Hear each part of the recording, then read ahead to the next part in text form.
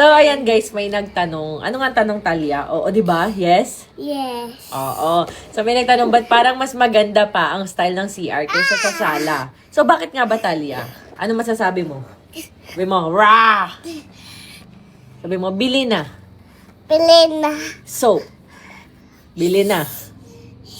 Sabi mo, bili na. Pili na. Lotion. Choice. Yahoo! Oh, doon ka na. Sabi mo, Diomis. Tiyamis. Sa kilikili. Kili-kili. Show your kilikili. Ayan. So, may nag-comment sabi niya, ba't para daw mas maganda pa yung style daw ng ano? Ay, yan lang. Yung sworn kineme mamaya. Ito. Yan na nga yun, yan yun. 3 picture ang ilagay mo. So, ayan sabi, ba't daw para mas maganda pa yung style ng CR kaysa sa sala? So, di yung pinakaunahan na lang. So, sa mga nagtatanong guys, kasi, wala, mamaya, wait lang daw. Ano na nga? Kasi yung sala natin guys, nabili namin tong property na to. First property namin to mag-asawa, yes. 1 hectare na lupa, na may bahay na. Oo nga, wait lang, mami, hindi pa kilikili. So, ayun guys, ano nga yun? So, ayun, yung kumbaga yung bahay is luma na talaga siya.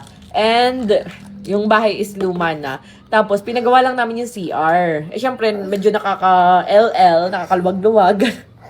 Ayan, ang ginawa namin malaki talaga yung banyo. Kasi nga, syempre, pangarap nating lahat yan. Yung may bathtub, ganyan, yung maganda yung shower, inidoro, ganon. Kaso nga sa sobrang, napasobra. Napasobra, masyadong malaki. And, nagpagawa rin kami ng walk-in closet doon, which is never namin nagamit. Ngayon pa lang namin siya magagamit. Ayan. Pero never pa namin nagamit yung walk-in closet namin. Kasi nga, mas pinili namin sa Tagaytay magstay. Bibi, wag dyan. Baka mauntog ka. Ayun, doon namin sa Tagaytay magstay. Kasi nga nung na-try namin doon, dapat yung bahay namin sa Tagaytay is gagawin lang naming resort. Kasi nga, di ba, ang dami naming resort na mga pinarerentahan. Kaso, nung na-try namin, ano yan? Kaso nung na-try namin sa Tagaytay, sobrang ganda ng klima. Kaya talagang bongga. Eh, dito kasi medyo mainit naman talaga. Di ba? Sobrang init dito. And ngayon pa lang namin magagamit. And to the point nga na nasira na yung mga pintura, pinaretouch pa namin, nabakbak na siya, pinarepaint talaga namin siya, ganun. So, ayun, ngayon, magagamit na siya. And doon ko nga rin ilalagay yung gym namin. So, yung mga gym, equipments na hindi rin namin nagamit na nandun sa bahay namin sa Tagaytay, pinadala ko dito para magagamit. Kasi dito talagang, ang init, parang gusto mo magbuhat, ganun. Parang gusto mo magbuhat. Ano yan? Ayan, oo. Yun yung dahilan.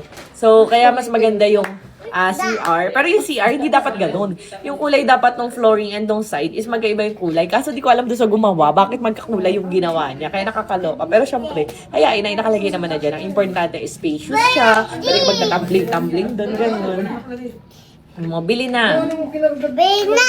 Galit yung tindera. O sige, yun lang yan guys. So sa kilikili ko ang ginagamit natin, kaya maputi. Ayan, disregard nyo lang tong kabila kasi sobrang daming hair. May papromote kasi akong pantanggal ng buhok. So Rosmar Diomis po yung aking gamit. And binababaran ko lang yan ng Alpha Arbutin natin na Thailand formulation. Ayan, search nyo lang Rosmar Cagayaco Alpha Arbutin. Ito yung pinapahid ko lagi for face and body, kaya ang bilis natin pumunta. Alam nyo na, pag Thailand yung products, bongga. So ayan, spray nyo lang siyang ganyan. Ayan, may white lang siya guys. Kailangan nyo lang i-mix mekos kasi nga 'di ba, yung glutathione content. So ayan, check out na.